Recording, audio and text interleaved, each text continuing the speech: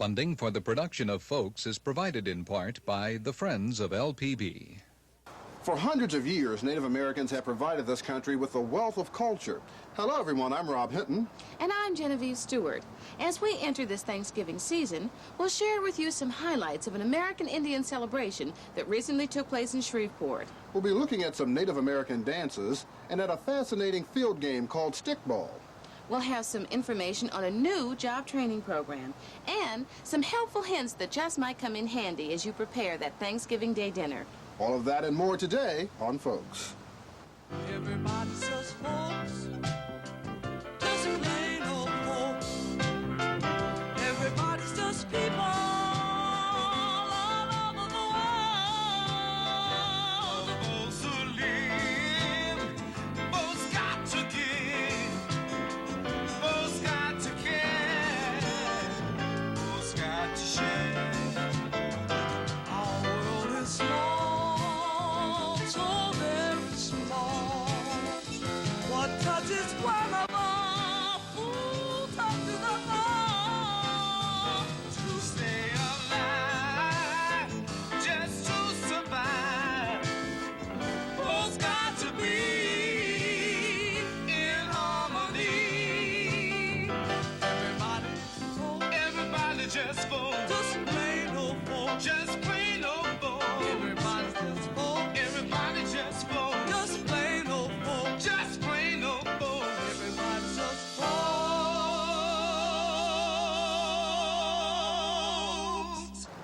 A rich part of this country's past, but a part that is oftentimes overlooked, are the contributions of Native Americans. Well, today on Folks, we hope to remedy some of that by taking a look at an American Indian celebration that took place recently in Shreveport. Over 24 tribes took part in the celebration, a celebration that focused on tribal traditions in the South. We begin by taking a look at some Native American dances.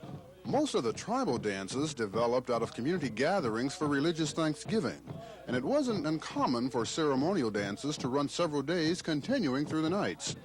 These are Caddo Indian dancers from Gracemont, Oklahoma, performing the fish dance. It represents fish, and he said when they turn, they usually use a shawl and wave it around like fish fins.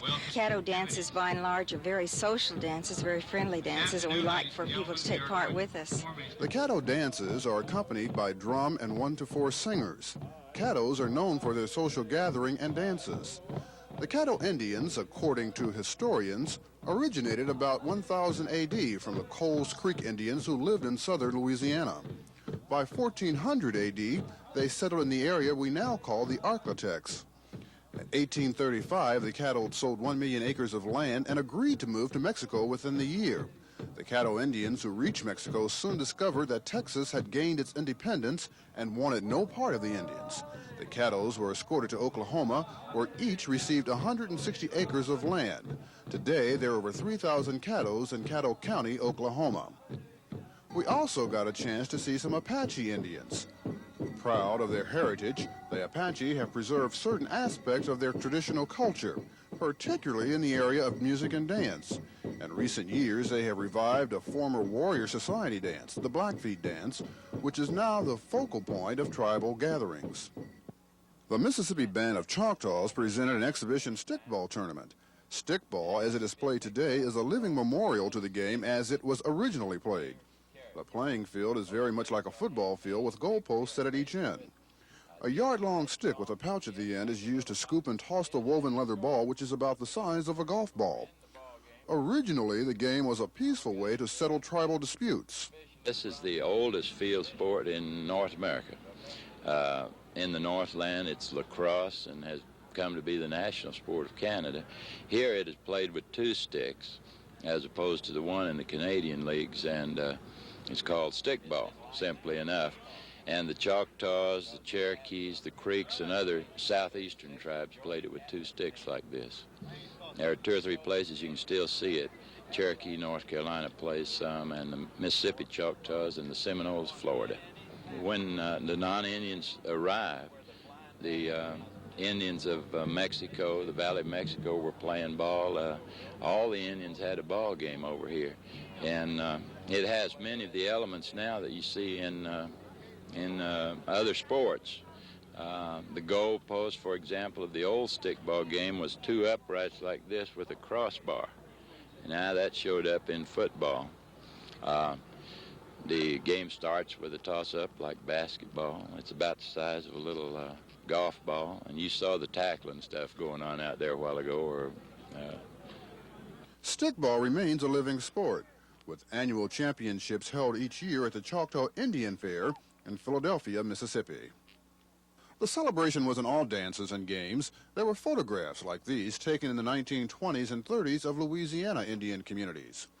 In addition, there was a lot of pottery, basket weaving demonstrations, jewelry and beadwork, and performances by Woodrow Haney, an Indian flute player and flute maker. Originally, all flutes were made individually for each player. Legend says that the 6 holes signify the order of the earth. The top hole was for the Great Spirit, the second for Mother Earth, and the remaining 4 symbolized the 4 winds and the 4 directions. Today, Native Americans, like a lot of other minority groups, are experiencing economic problems. Here in Louisiana, the Intertribunal Council is trying to tackle those problems by providing Native Americans with job training and employment assistance. Contrary to the image of Indians that has been portrayed in Hollywood westerns, modern tribes are anxious to enter the economic mainstream. 5 of Louisiana's 8 tribes have formed an intertribal council. It is working closely with the Institute for Indian Development to achieve economic parity. Jeannette Campos of the Tribal Council explains the group's goals. The Institute for Indian Development was created in 1981 by the 5 tribes that are on the Intertribal Council's Board of Directors. It was formed as a separate corporation because the tribes wanted this corporation to represent strictly economic development and public awareness.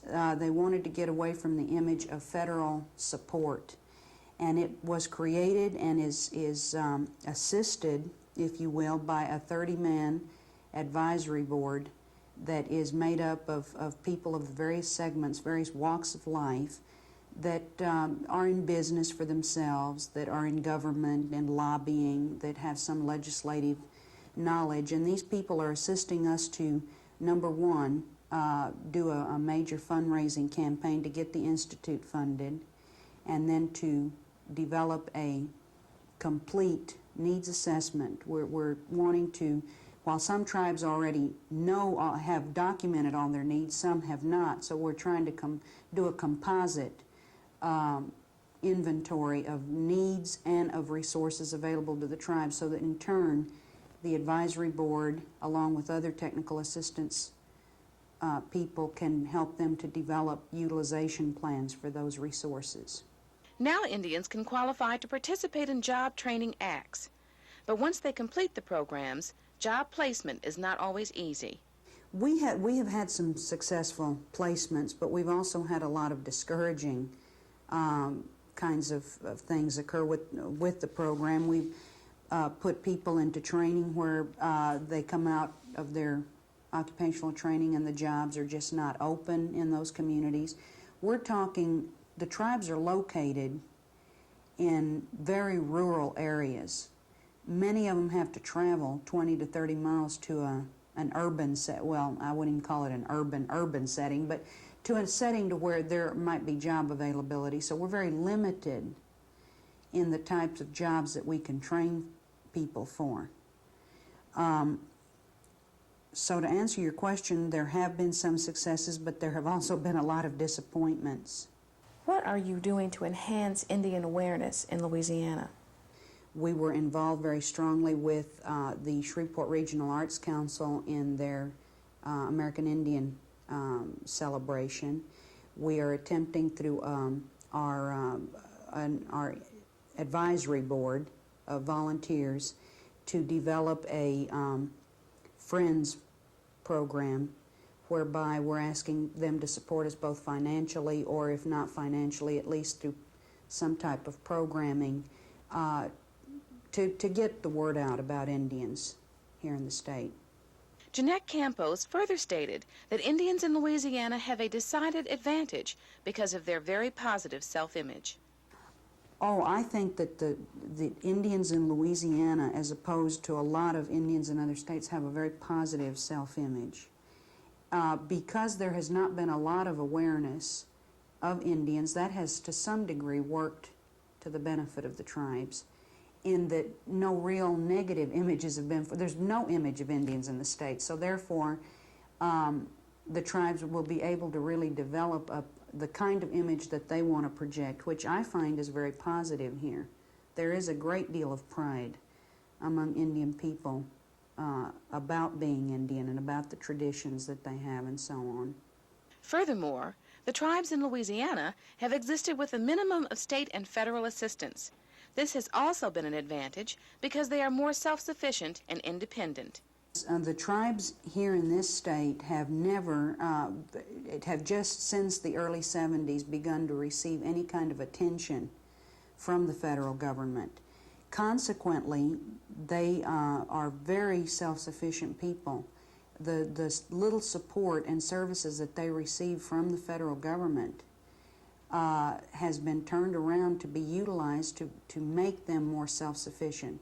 In fact, the creation of the Institute for Indian Development by these 5 tribes that work with the Intertribal Council came as a result of the tribal leadership stating that they wanted to be able to be in a position tribally to financially set themselves up without having to have a lot of federal or state intervention. By bringing Indians into the economic mainstream, as we have been discussing, do you feel that their cultural identity will suffer in any way? It's not easy. I think that to some degree some people will let the traditions go. But I don't think that being deprived of the system that other people get to participate in is going to enhance their cultural opportunities anymore, any better. So it's really, they don't have a choice. They've got to get into the mainstream to a great degree. But I think with that, many of them can still maintain the Indian identity just through community living. Where would you like to see the Intertribal Council 10 years from now? Well, I'd like to see us in a really self-sufficient role where we are primarily offering support to the tribes through technical assistance so that they in turn can set up businesses of their own, operate them, that we provide primarily training to the tribal leadership so that the tribes themselves can then operate and manage their businesses, and that we're better known, that the state knows that there are Indians here, that we are not, that the tribes do not meet the standard John Wayne Indian as such, that, Indians are like any other group of people. They do have certain traditions that are different from other people, but they're also different from one another. But a real understanding of what being an Indian is. There is a new program designed to help prepare some people with serious employment barriers become productive members of the workforce. Now, the new program replaces CETA, the Comprehensive Employment and Training Act, and a lot of its success will depend on the private sector. The program is the Job Training Partnership Act. It is federally funded and designed to provide remedial education, training, and employment assistance to low-income and long-term unemployed youths and adults. The Job Training Partnership Act, or JTPA, is very different from CETA in how it proposes to go about this task. The difference being that now the private sector has a little bit more involvement, and it falls on the private sector's shoulders a little heavier now to show us where the jobs are, to get in here, work with us, develop the jobs, where there are improvements to be made, or any other actions that need to be made. The private sector is deeply involved in not only planning the programs, but developing the jobs for us. And there's certain other differences. Under the JTPA, the stipends that were payable under CETA for the kids who were going to school, you're no longer allowed to pay that. The legislation mandates that a minimum of 70% of the funds be spent directly for training and training-related activities. Why was it necessary to pass new legislation? There are than words, and statistics will indicate that CETA didn't work. There are attestations that CETA didn't work, but of course there's a known knowledge that private sector need to play a major role in the establishment and the development of employment and training activities. In other words, when it's indicated that 4 out of every 5 jobs are available out there in the private sector, then we feel that the private sector need to be there with the employment training programs to design the types of activities for which the prospective employees could possibly come through the employment training system. How do you get the private sector involved in the JTPA? Well, we've requested the major businesses to send their top administrators or some of their top administrators to work with us to serve on the Private Industry Council. And surprisingly, a lot of the businesses have become enthusiastic about the programs. They've become deeply involved in it, and it seems to be working, and it's picking up more and more as the days go by. More and more businesses are getting interested in what we're doing here and how best that we can be mutually beneficial to each other. How do you know what kinds of jobs to train people for? What we generally do is look at the labor market information that is generated by the State Department of Labor Research and Statistics Unit. They develop labor market information based upon demand. From the demand occupational areas, we generally canvass those particular areas, the different targeted areas, of course, and try to attract the entrepreneurs in those particular areas and try to set up training according to those occupational areas, and also the individualized contracts dealing directly with private business person. Basically, we're trying to utilize the demand information, the occupational demand information, that is. How is the training going to be accomplished? Well, we're going to have a combination of training. We're going to go with on-the-job training in areas that are currently open for employment. This is one thing that will encourage a participant or employer to work with us if we're subsidizing a percentage of the person's wages. But say for new areas of training or with persons who have no marketable skills at all, then we'll have to go with classroom training with them. And we have at our disposal a training site here at the facility and with our various contracts with outside trainings. So it's going to be a combination of things. It depends on the job market itself. If the employer is currently in need of an employee and he can train this employee, then we'll go with an OJT. But if, say, for new markets or growing employment trends for skills that are not in the community, or people who are coming through here don't have the skills, then we'll go with classroom training, or a combination of on-the-job training and classroom training. How do you get applicants for the training programs? One would simply fall within the eligibility guidelines of employment and training. Those eligibility guidelines are basically economically disadvantaged. That is, meeting income levels falling below the U.S. poverty guidelines or at the U.S. poverty guidelines for maintaining his family. Those eligibility guidelines are they stretch across a spectrum where many of the individuals are meeting basically those eligibility guidelines now. Participants in the program will not be paid a stipend, but there are other incentives. We have experienced in the past, and I think this has been a universal problem that we found a lot of participants mainly came to occupational skill training or enroll in the CETA program basically because of stipends. We don't want to indicate to anyone that there aren't any incentives. The incentives are individual will acquire a skill to become self-sufficient because there's a need for supportive services now. Supportive services will be provided for an individual.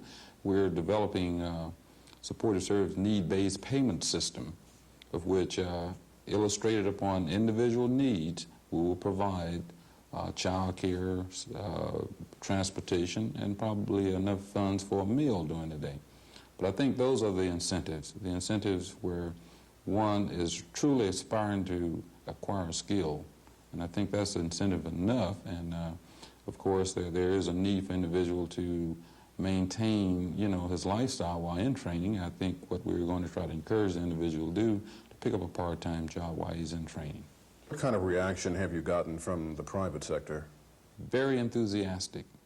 I have really paid particular attention to the Job Training Partnership Act and also the private sector. We're finding that many of the area employers are much more enthused about the opportunities now, because I think they see the economy on a slight incline, and therefore the advantages of JTPA, it appears, will give them an opportunity to get productive employees.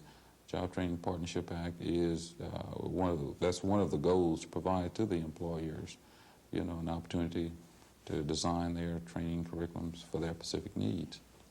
Those of you in East Baton Rouge Parish interested in the Job Training Partnership Act program can call the Office of Employment and Training at 389-3097.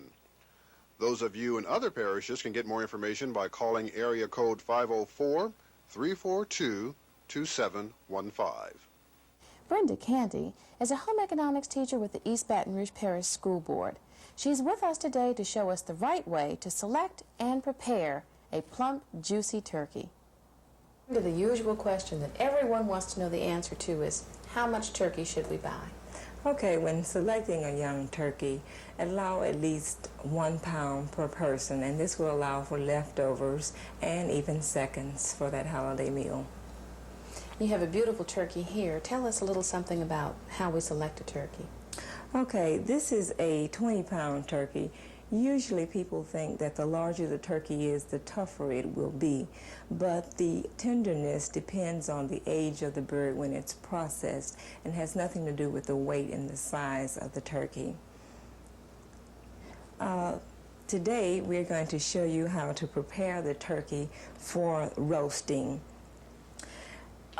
First, you'd like to thaw out your turkey, and there are several things that you can do. If you want to thaw it out in the refrigerator, you can allow 2 to 3 days and let it thaw out slowly, or you can put it in the sink and let it thaw out in the water. You want to turn it occasionally so that it can thaw out on both sides.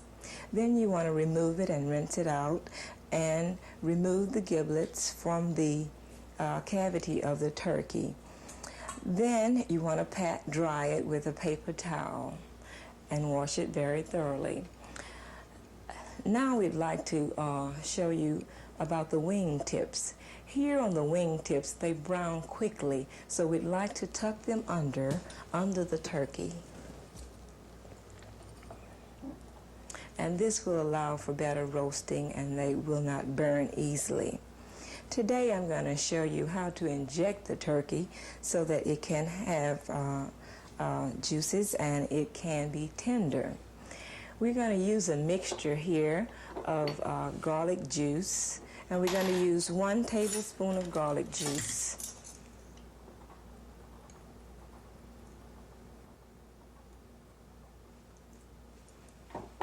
1 tablespoon of onion juice.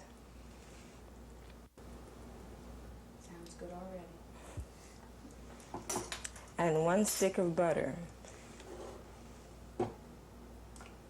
With this mixture, it's assured to be very tender and have plenty of flavor. This instrument here is called a baster and an injector. So you can take this tip off and use it as a baster to baste your turkey. Now, one tip I want to remind you about basting the turkey. Basting the turkey, usually people think that it makes it tender, but usually basting the turkey helps make it brown evenly. So this is one good point you want to remember. So we're going to take a little of the mixture at a time. And just select areas where you'd like to inject the turkey, basically in your breast part where your white meat is, so that it can be nice and tender and juicy.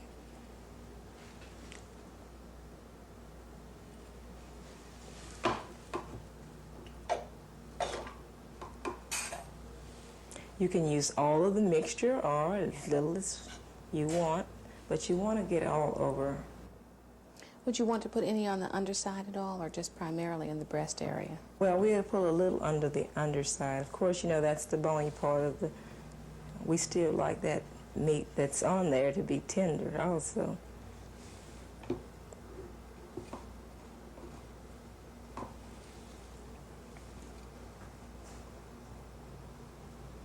Now the turkey is ready for roasting. One thing I want to note here, that after the turkey has roasted, you want to allow at least 20 minutes rest period so that the juices can be distributed evenly throughout the turkey, and it makes for easier carving.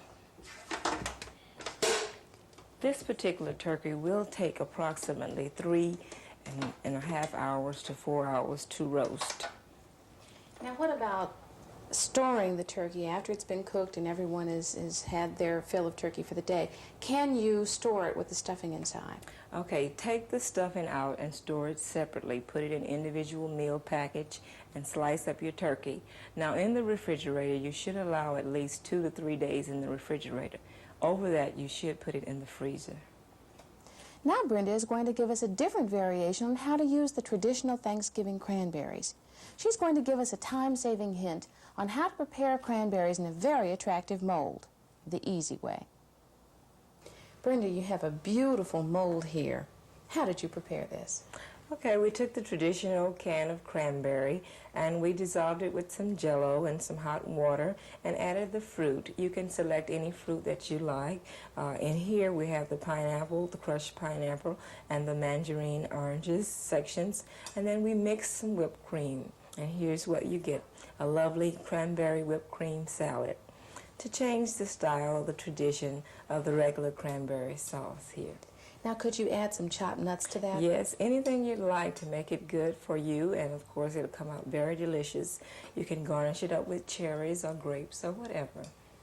Well, Brenda, thanks so much for being with us today on Folks. You've given us such great, helpful hints, and I know we're all going to have a delicious Thanksgiving dinner as a result of you being here. My pleasure, and have a happy Thanksgiving. Thank you. Do you think you'll use any of those cooking tips as you prepare your Thanksgiving Day dinner? I hope to use all of them. I think it's going to save me a lot of time in the kitchen. Next week on Folks, we'll be traveling to the French Quarter in New Orleans as we take a look at an extraordinary production entitled One More Time. We hope you'll join us then. Until that time, have a safe and happy Thanksgiving, and we'll see you next time.